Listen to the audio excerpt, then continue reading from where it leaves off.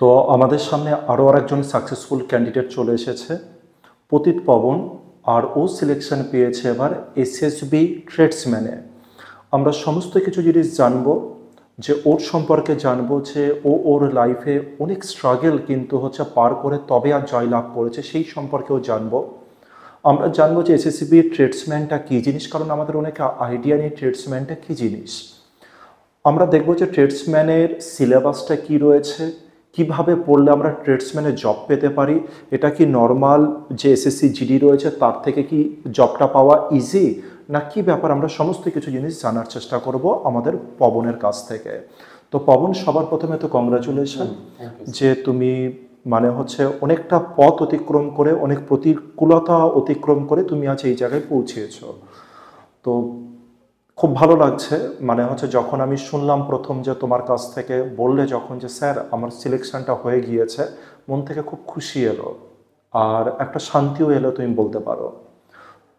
তো আমাকে পবন, আগে আমরা এসএসবি ট্রেডসম্যান সম্পর্কে আগে একটু আলোচনা করে নিই, তারপর আমি জানবো যে তুমি যে তোমার জীবনের একাধিক যে প্রবলেমগুলো ছিল কিভাবে ওভারকাম করেছো সেগুলোকে আমরা জানবো।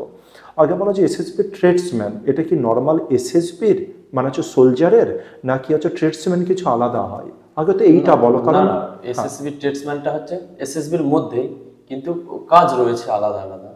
যেমন বিভিন্ন ধরনের, যেমন টেলার রয়েছে, টেলার মানে বিভিন্ন ধরনের যে জামা প্যান্ট তৈরি করে, রয়েছে কুক রয়েছে, ওয়াটার ক্যারিয়ার রয়েছে, সার্ভ করে যারা পরিবেশন করে খাদ্য তাদের রয়েছে, তারপর হচ্ছে কবলার রয়েছে, জুতো রিপেয়ারিং, এগুলো রয়েছে ট্রেডসম্যানের মধ্যে।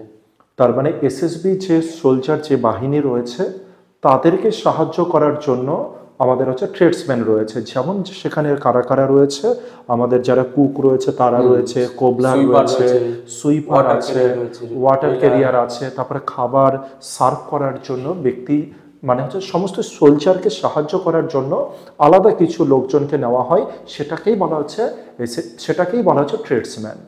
এই যে ট্রেডসম্যানের সিলেবাসটা কি রয়েছে? মানে ট্রেডসম্যানের সিলেবাস এই এসএসসি যে জিডির সিলেবাস, সে একই সিলেবাস, পুরো সেম সিলেবাস। আচ্ছা, কি কি আছে সিলেবাসে? রিজনিং, জিকে, আর হিন্দি ইংলিশের মধ্যে যে কোনো আমি ইচ্ছা মতন চয়েস করতে পারবো। তার মানে চারটে রয়েছে আমাদের, ম্যাথ আছে, ইংলিশ অথবা হিন্দির মধ্যে তুমি যে কোনো কিছু চয়েস করতে পারো, রিজনিং আছে, আর জিকে আছে। যেমন আমাদের এসএসসিতে থাকে চারটে ডিপার্টমেন্ট, আর প্রতিটাতে 25 করে, তাই তো? প্রতিটাতে 25 করে নাম্বার, প্রতি 25টা করে কোশ্চেন রয়েছে। তার মানে পুরো এসএসসি প্যাটার্নে। আর এবার আরেকটু তোমার কাছে জানতে চাইবো যে তুমি ফর্ম ফিল আপটা কবে করেছিলে এসএসসি ট্রেড? ফর্ম ফিল আপটা করেছিলাম আমি 2020 সালে। 2020 সালের ফর্ম এটা। আচ্ছা, এটা কটা স্টেপ হয়েছিল এটাতে? এটা প্রথমে হয়েছিল রানিং, তারপরে হয়েছিল রানিং এর পরে হয়েছিল রিটেন হয়েছিল, তারপরে স্কিল টেস্ট হয়েছিল, তারপরে মেডিকেল হয়েছিল। আচ্ছা, রানিং হয়েছিল, রানিং এর বিষয় যদি বলো যে কত 5 কিলোমিটার দৌড়াতে হয়। কত সময়? 24 মিনিট টাইম দেয়। 24 মিনিট সময়। আচ্ছা, দ্বিতীয় নাম্বার হচ্ছে রিটেন হয়েছিল। তা মোটামুটি কতদিন 2020-তে তুমি ফিল আপ করেছিলে? রানটা কতদিন পরে হয়েছিল? মোটামুটি 2023-এ হয়েছিল। 2023-এ মানে এসএসসি জিডির পরপরই হয়েছিল। এসএসসি জিডির যে এক্সাম, আর তার কিছুদিনের মধ্যেই তাহলে রিটেন হয়েছে। কতদিনের মধ্যে রিটেন? এই তো সামনে কদিনের, জুন জুলাইয়ের দিকে হয়েছিল। জুন জুলাইয়ের দিকে রিটেন হয়েছে, আর তারপরে তোমাদের প্র্যাকটিক্যালটা হয়েছে। হ্যাঁ, আর যে ট্রেড টেস্টে যেটা হয়েছে 3 মাস পরে, ট্রেড টেস্টে তোমার কি পোস্ট ছিল, কি চয়েস করেছিলে, আর কি করতে হয়েছে? মানে সবথেকে যেটা কম ফর্ম ফিল হয়, যেটাই আমি বুঝতে পেরেছি এত কম ভ্যাকান্সি রয়েছে, তাহলে এটাই করি, এটা কম ছেলে পেলে। আচ্ছা, ভ্যাকান্সি নিয়ে তুমি বলছো, আমি একটু বলে নিই। আমাদের পুরো অল ইন্ডিয়াতে মাত্র 20খানা সিট ছিল, তাই তো পাবন? মাত্র 20খানা সিট ছিল, আর তার মধ্যে একটা সিট কিন্তু দখল করে নিয়েছে পতিত পবন। ঠিক আছে, সুতরাং এটা একটা খুব বড় অ্যাপ্রোচ, যে সিট সংখ্যা কম থাকা সত্ত্বেও যে সাহসিকতা, সবার প্রথম তো সাহস দরকার যে আমি ফর্ম ফিল আপ করবো। কারণ সবাই ভাববে যে 20টা সিট, এটা 20খানা সিটের মধ্যে আমার জব তো হতে পারে না। তো এই ভাবনা কিন্তু পুরোপুরি ভুল ভাবনা, এটা কিন্তু প্রমাণ করে দিয়েছে আরো আরেকবার। তো আমাদের লড়াইটা ছিল যারা হিন্দি ভাষা, অল ইন্ডিয়াতে হিন্দি চলে সব, আর শুধু আমাদের ওয়েস্ট বেঙ্গল বাদে, আর আমাদের লড়াই ছিল হিন্দি ভাষীদের সঙ্গে, হিন্দি ভাষীদের সাথে। আর আমাকে পবন এটা বলো, এবার ট্রেডস টেস্টে কিভাবে তোমাকে টেস্ট করিয়েছিল আর তুমি কোনটা সিলেক্ট করেছিলে?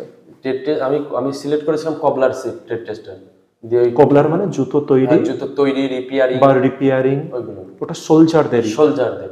সোলজারদেরই। সোলজারদের। আচ্ছা আচ্ছা, এবার বলো যে টেস্টটা কি হয়েছিল? টেস্ট হচ্ছে বিভিন্ন ধরনের যন্ত্রপাতির নাম জিজ্ঞাসা করেছিল, যন্ত্রপাতির কাজ জিজ্ঞাসা করেছিল, কাজ করতেও হয়েছিল।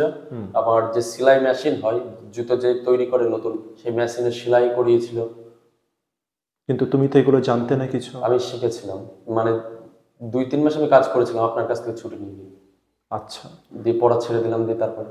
আচ্ছা, তার মানে হচ্ছে যারা এই ট্রেডসম্যানের জন্য যারা করছে আর কি, যে পোস্টে দিচ্ছে সেই সম্পর্কেও কিন্তু তাকে অভিজ্ঞতা রাখতে হবে। আর তারপরে গিয়ে সে টেস্টে কিন্তু পাস করতে পারবে ইজিভাবে, তাই তো? এটাই তো। আর কারণ আমাদের এটা আমরা শিখতে হয়েছিল, কারণ ওখানে প্রচুর যন্ত্রপাতি রয়েছে। হ্যাঁ। আর ওইগুলোতে আমরা তো ওই সম্পর্কে আমার কোনো অভিজ্ঞতাই ছিল না। আচ্ছা। দিয়ে ওই শিখতে হয়। আচ্ছা, তাহলে যারা যারা ট্রেডসম্যানের জন্য ফর্ম ফিল আপ করবে ভাবছো, তারা জাস্ট 2 মাস বা 3 মাস যদি প্র্যাকটিক্যাল করে এনাফ, তাই তো? আচ্ছা 1 মাস করলে এনাফ। আমি জানতাম না, যন্ত্রপাতি ধরতে জানতাম না, কিছুই জানতাম না। আচ্ছা, যেহেতু একেবারে পুরো নতুন একটা নতুন কিছু ছিল আর কি, খুব ভালো।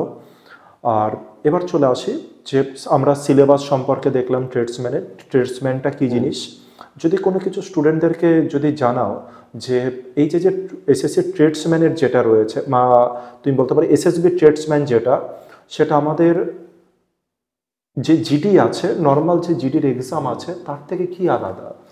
মানে একটু ডিফারেন্স নেই, পুরো সেম টু সেম ডিটো, একদম একই সিলেবাস রয়েছে। কোনটাতে কোয়ালিফাই করা ইজি বা কিছু এরকম কি কোনো ব্যাপার আছে? না, কোনো ব্যাপার বা না। কম্পিটিশন কি এখানে ট্রেডসম্যানে জিডির যে ভালোভাবে প্রিপারেশন নেবে, সে অন্যান্য বিএসএফ, এসএসবি, সিআরপিএফ ট্রেডসম্যান হামেশা পাস করে যাবে। তার মানে ভালো করে তৈরি নিলে। আমি বলতে চাইছি ট্রেডসম্যানটা কি একটু কম ফর্ম ফিল আপ হয়, বা ট্রেডসম্যানে কি একটু কম্পিটিশন কম থাকে জিডির তুলনায়? কম্পিটিশন থাকে, পুরো সেম কম্পিটিশন। তার মানে আমি সেম প্রিপারেশনে, কিন্তু আমি যদি সেম প্রিপারেশন করি, জিডির জন্য যদি প্রিপারেশন করি, তাহলে আমি সিআরপিএফ হোক, এসএসবি হোক, বিএসএফ হোক, আমি যে কোনো জায়গাতে আমি ফর্ম ফিল আপ। বয়স হচ্ছে ওখানেও 25 নেয়, 2 বছর ছাড়বে, এখানেও 25 নেয়, 2 বছর ছাড়বে, একই, মানে পুরো সেম, হাইট ওয়েট সব একই এখন। আচ্ছা, তোমার স্কোর যদি বলা হয় কত ছিল? আমার স্কোর ছিল 67। 67, আর কাট অফ কত গিয়েছে? 65। মানে কাট অফ তো এইভাবে দেখায় না, মানে এই যে ট্রেডসম্যানের ওইভাবে বিএসএফটা দেখায়, কিন্তু এই এসএসবি কাট অফ দেখায় না। কিন্তু আমাদের যে লাস্ট সিলেকশন হয়েছিল জেনারেল, তাকে আমি ফোন করে জিজ্ঞাসা করেছিলাম, ওগুলো আমার 65 আছে। 65 লাস্ট যে, আর তোমার হয়েছিল 67। আর তোমাদের জেনারেলের কটা সিট ছিল? 20টার 16টা কাট অফ সিট ছিল। 16টা ছিল, 16টার মধ্যে আর বাকি কিছু এসসি এসটি এদের সিট ছিল 16টা। এসটির জন্য একটা ছিল, ইডব্লিউএস এর জন্য একটা ছিল, আর ওবিসির জন্য দুটো ছিল। আচ্ছা আচ্ছা, খুব ভালো লাগলো এই সমস্ত, মানে এটা প্রচুর ইনফরমেটিভ একটা ভিডিও হতে চলেছে। যারা যারা ট্রেডসম্যান সম্পর্কে যাদের নলেজ নেই, তারা কিন্তু এই জিনিসটার দিকে খেয়াল করতে পারো। এছাড়া তুমি তো অনেক এক্সামে আরো কোয়ালিফাই করে আছো পাগল, মানে রিসেন্টে তুমি অনেক এক্সামে কোয়ালিফাই করেছো, তো আর কি কি এক্সামে কোয়ালিফাই করে রয়েছে? মানে জিডি করেছিলাম, কিন্তু কিছু কারণের জন্য বাদ চলে যায়, বুক ফেলাতে পারিনি ওখানে। আচ্ছা, জিডি মেডিকেল থেকে বাদ যাও। তারপরে হচ্ছে বিএসএফটাও রিমেডিকেল আমি আর দিতে যাইনি, আমি বিএসএফ ট্রেডসম্যান, হ্যাঁ ট্রেডসম্যান, ওটাও সিলেকশন হয়েছিল, দিয়ে আমি আর রিমেডিকেল আর যাইনি। মানে এসএসবি তো হয়ে গেছে আমার, বিএসএফ থেকে এসএসবিটা যেহেতু সব বন্ধুরা বলছে ভালো, তাই আমি বললাম ছেলেদের একটা ভ্যাকান্সি নষ্ট হবে, থাক আমি যাবো না রিমেডিকেল দিতে। দুটো, আর আমার মতন আরো তো অনেক ছেলে রয়েছে যে একটা সিট পেলে তার পরিবারটা যদি একদম উদ্ধার হয়। একদম একদম। কেপি মেন্স তুমি এবার দিয়েছো, তারপরে সিআরপিএফটাও দিয়েছি, এখন রেজাল্ট, সিআরপিএফ এর রেজাল্টটা বার হবে। আর ওটা স্কোর দেখিয়ে দিয়েছি, মানে 60 স্কোর আছে আমার। 60 স্কোর আছে, ঠিক আছে। এবার আমি আসবো, মানে তুমি যে এতটা ভালো জায়গায় পৌঁছেছো, আর এই যে যে ভালো জায়গায় পৌঁছানোর পেছনে পবনের রাস্তাটা কিন্তু একদমই সহজ ছিল না। অনেক আগে থেকে আমি পবনকে চিনি, আর ওর রাস্তাটা খুব একটা ইজি ছিল না। ওর মুখ থেকে শুনি টোটাল ব্যাপারটা, যে কোন কোন প্রতিকূলতার মধ্যে দিয়ে পবন গিয়েছে।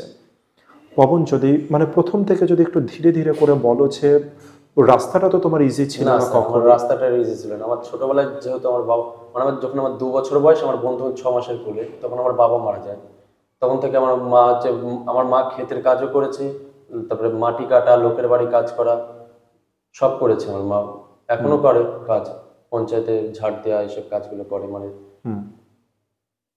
আর তারপরে ওইখান থেকে মা আমাদের খেটে মানুষ করেছে, তারপরে আমাকে পড়াশোনার জন্য, তখন আমি ছোটবেলায় খুবই বদ ছিলাম, মানে গাছে উঠে লোকের গাছ নষ্ট করে দেওয়া, মানে আমি সবকিছু করে বেড়াতাম, কেউ তো বোঝানোর ছিল না, বাবা না থাকলে যা হয়। দিয়ে আমাকে শঙ্কর মিশনে আমার ভর্তি করে দিয়েছিল পড়াশোনা করার জন্য, যদি ভালো কোনো জায়গায় যেতে পারে। দিয়ে ওখানে আমাকে ছোটবেলায় ভর্তি করে ওটা হচ্ছে একটা অনাথ আশ্রম, ওখানে আমি থেকে মানুষ হয়েছি, মাধ্যমিক ওখানে দিয়েছি।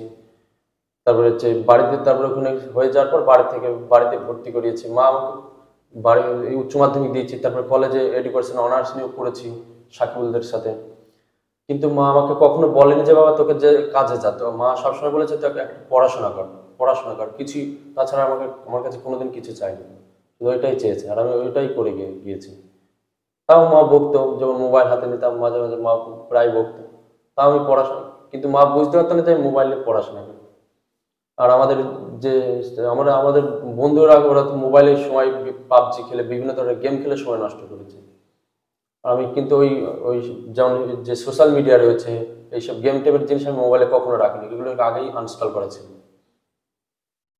তাহলে আহ, তুমি একটা জিনিস জানতে চাইছি পবন, মানে তুমি এতটা প্রতিকূলতার মধ্যে দিয়ে যখন গিয়েছো, প্রতিনিয়ত তুমি ছোটবেলা থেকে তুমিও অনেক কিছু সাফার করেছো, অনেক এই মানে কঠিন সমাজকে তুমি তোমার চোখের সামনে দেখেছো, দেখেছো যে কিভাবে মানুষ একজন একজনের সাথে ছলনা করে, আরেকজনকে দাবিয়ে দিচ্ছে কিভাবে, দাবিয়ে দিচ্ছে, কিভাবে ছলনা বিভিন্ন করছে। জায়গায় কাজও করেছি আমি, খেতেও কাজ করেছি, তারপর ওয়াটার সার্ভিস কমিশনেও কাজ করেছি। তো সেই জায়গা থেকে তুমি কি করে তোমার এই ভাবনাটা এলো যে আমি এই ডিপার্টমেন্টে আসব, মানে আমি আবার পড়াশোনা করব, কম্পিটিশনের লাইনে তখন আসব? আমি যখন ওয়াটার সার্ভিস কমিশনে পড়েছিলাম, তখন আমি তার আগে স্বপ্ন ছিল আমার হচ্ছে WBCS এ স্কুল ইন্সপেক্টর হবে। স্কুল ইন্সপেক্টরে যখন আমি WBCS জন্য আপনার কাছে পড়তে এসেছিলাম, দিয়ে WBCS যখন আমি হচ্ছে না, ফর্ম ফিল আপই হয় না, দিয়ে দিয়ে আমি জায়গাটা চেঞ্জ করে বললাম তাহলে এই যে কম্পারেটিভ হয় এতেই যাই। আমার তারপরে সেন্ট্রাল গভর্নমেন্টের স্বপ্ন আসলো SSC GD-তে। দিয়ে ওইখান থেকে পড়াশোনা করা শুরু করলাম। দিয়ে যেহেতু আমার কাজের পাশাপাশি খুব একটা ভালো প্রিপারেশন হয়নি হয়তো, দিয়ে পরপর এসএসবি যে গত 2020 সালের যে জিডিটা ছিল সেটা ফেল হয়ে যায়, তারপরে WBPটা ফেল হয়ে যায়। দিয়ে তখন আমি খুবই দুঃখ পেয়েছিলাম।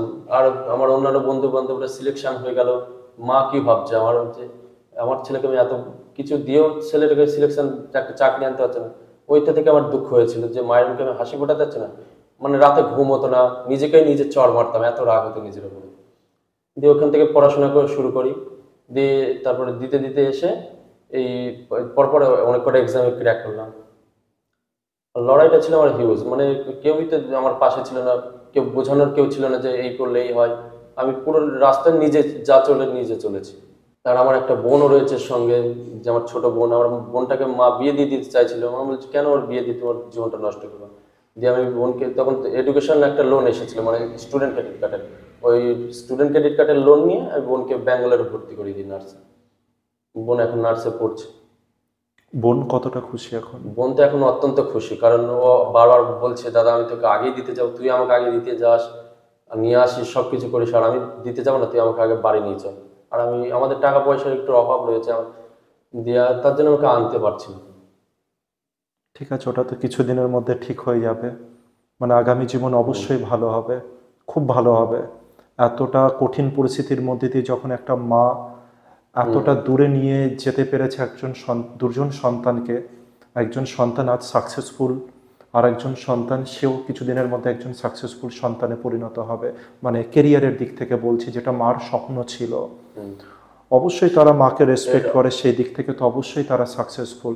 কিন্তু আমি কেরিয়ারের দিক থেকে বলছি, কেরিয়ারের দিক থেকেও কিন্তু মা যে বিশাল আশা, মানে প্রচণ্ড আশা ওর মার সাথে, পবনের মার সাথে আমি এর আগেও কথা বলেছি, অনেক আশা অনেক ভরসা নিয়ে, মানে আমি দেখতে পাচ্ছিলাম তার কথার মধ্যেই হচ্ছে অনেক আশা অনেক ভরসা। হ্যাঁ, আমার মা কখনো আমাকে বলেনি যে বাবা তুই কাজে যা, আমাকে সবসময় বলেছে তুই পড়াশোনা কর, তুই একটা জব, আর কিছুই বলেনি আমাকে কোনোদিন তাছাড়া।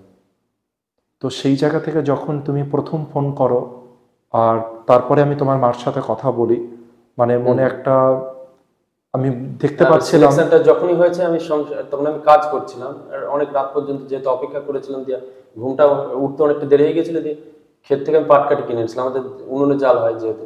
দিয়ে কাজ করতে করতে একটু জল খাওয়ার জন্য বসেছিলাম বাইরে, দিয়ে মোবাইলটা নিয়েছে হাতে, দেখছি তখন ইউটিউবে ওইগুলো দেখাচ্ছে যে এক্ষুনি প্রকাশিত হলো এসএসবি রেজাল্ট দিয়ে, তখন দিয়ে আমি ওয়েবসাইটে গেলাম, দিয়ে চেক করতে করতে আমার নামটা প্রথমে একবার খুঁজে পেলাম না, দিয়ে আমি বলছি যা এবার সিলেকশন হলো না, এর আগেরটা হলো না, দিয়ে আরেকবার চেক করছি, ওইটাই গিয়ে দেখছি হ্যাঁ আমার নামটা রয়েছে 12 নম্বরে। তখন আমি মাকে কোলে তুলে নিয়েছি, মা তখন কান্না করে ফেলেছে। তো এটা একটা হিউজ মুমেন্ট বলবো। আর পবন সে তার মাকে, যে মা মানে এত বছর ধরে বিভিন্ন প্রতিকূলতার মধ্যে দিয়ে ওর মা গিয়েছে, ওর পুরোটা আমি জানি যে কতটা প্রতিকূলতার মধ্যে দিয়ে তার পরিবার হোক সমস্ত কিছুর দিক থেকে, কারণ এরা দুজনা তখন ছোট ছোট, মানে ওর বোন একদম ছোট্ট, আর সেখান থেকে এক ভয়ানক লড়াই, মানে যে লড়াই আমরা ভাবতে পর্যন্ত পারি না, শুধুমাত্র সেই ব্যক্তি জানবে যে ব্যক্তি ওই লড়াইটা চালিয়েছে। এছাড়া আমরা বাইরের থেকে যতই বলি হয়তো আমরা অতটা বুঝতে পারবো না, সেই ব্যক্তি যতটা ফিল করেছে। সেখান থেকে আজ সত্যি তুমি আজ যেটা দিয়েছো মাকে, বিশেষ করে তোমার বোনকে, আর মায়ের মুখের হাসিটা দেখতে চেয়েছিলাম, আর কিছুই দেখতে চাইনি, কিন্তু মা এখন বেশ ঠিক আছে, মাঝে শরীর শরীর খারাপও হয়ে পড়ছিল, মা এখন ঠিক আছে। এর আগে মা তো সেরকম হাসতও না আশা করি, হাসতাম, কিন্তু এই খবর পাওয়ার পর থেকে এখন একটু শরীর পুরো সব ঠিক আছে।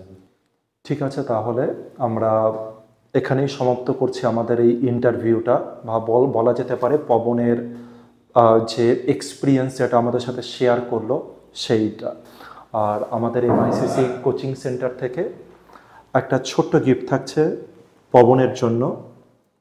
ও যে একটা ছোট গিফট, এটা স্মৃতি হিসাবে থেকে থাকবে যে মাইসিসি কোচিং সেন্টার তরফ থেকে এই গিফটটা পেয়েছি। তো পবন, কংগ্রাচুলেশন। Thank you. আর প্রণাম করতে হবে না।